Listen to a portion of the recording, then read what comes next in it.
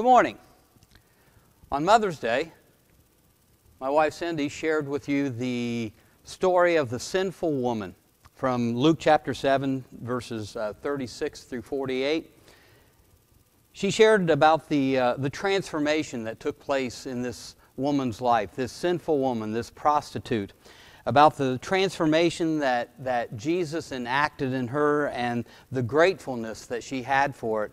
And most importantly, how all of us long for that opportunity to be able to share our hurts and our longings and our sins with the one that can forgive us. But there was another character to that story that Cindy only mentioned briefly, and that is Simon the Pharisee. And so now I would like to tell you the rest of the story. There are 4 things about Simon the Pharisee that I would like to share. Number 1, Simon was a separated person. You say, well, what does that mean, a separated person? Well, separated, the word Pharisee in Hebrew means separated. Pharisees did not want to touch or to associate with anything that made them unclean or unholy in any way, shape, or form. And Simon was a Pharisee. Simon was also suspicious. You see, Simon wasn't sure about this Jesus character. Stories had been circulating all around the Galilean countryside about miracles and healings and even raisings from the dead that seemed very impressive, but this Jesus didn't seem quite separated enough for Simon. So Simon invited Jesus to dinner to figure out what the real story was behind this Jesus character. Was he really who he said he was, or who he was portrayed to be? The third thing about Simon that I want us to look at is that Simon thought himself superior. You see, Simon's motives for the invitation of Jesus to dinner are not really explicit in the text.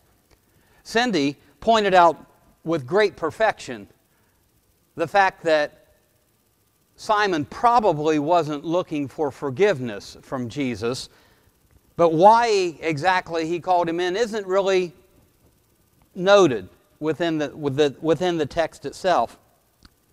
But Simon thought he was superior to Jesus. He certainly thought that he was better than this sinful woman. I mean, he was a Pharisee. He didn't do anything that was against the law, but this sinful woman was, well, she was sinful, and he was superior to that. But his attitude was also that I am superior to this Jesus the Nazarene teacher. And this attitude was enhanced by Jesus' reaction to this prostitute as she lavished her love on him right there in front of all of his guests, right there at the dinner table. And Jesus didn't seem repulsed at all by her. He didn't seem to want to separate himself from her at all. He, in fact, relished what she was doing. This extravagant display of love, he loved it.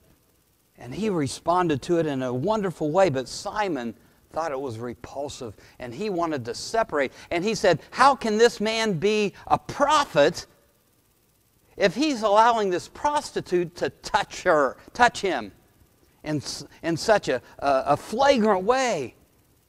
Why doesn't he draw back and separate himself?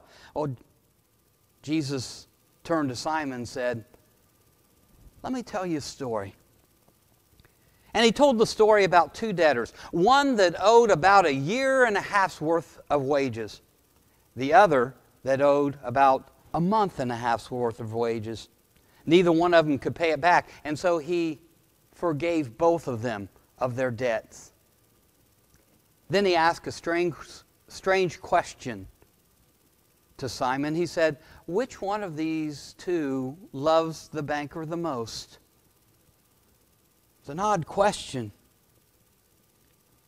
Well, Simon says, well, I suppose the one for whom he forgave the most. And Jesus said, you are exactly right. Now, Simon, did you see how this woman loved me? How extravagantly she loved me? You see, she loved me extravagantly because she realized that her sins were extravagant. But you have loved me little. You haven't shown me even the most common elements of respect to a guest that you have invited to your house for dinner. But you haven't even washed my feet, but her tears have washed them. You didn't give me any oil for my hair, but she poured out oil all over my feet. You didn't offer me a welcome kiss, but she has kissed my feet continually. You see, Simon, you really don't love me at all. And it's evident by the way that you have treated me. So what does this mean? What does this story of Simon mean for us? It means this, very simply. Jesus said, "Therefore I tell you, her many sins have been forgiven, for she loved much. But he who has been forgiven little loves little."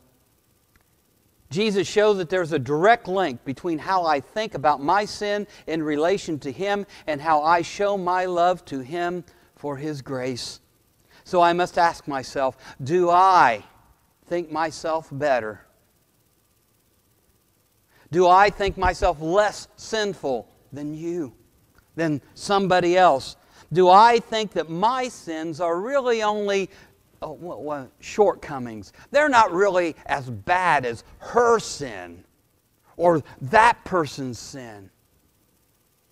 Am I afraid to touch or to get involved with sinful people?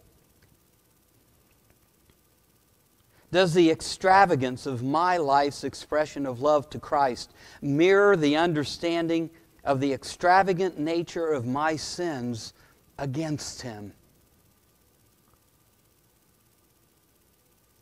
Maybe most importantly, does my expression of love and respect for Jesus look more like the sinful woman or more like Simon the Pharisee? The one who thought he was so holy, so separated, and yet he didn't love Jesus at all.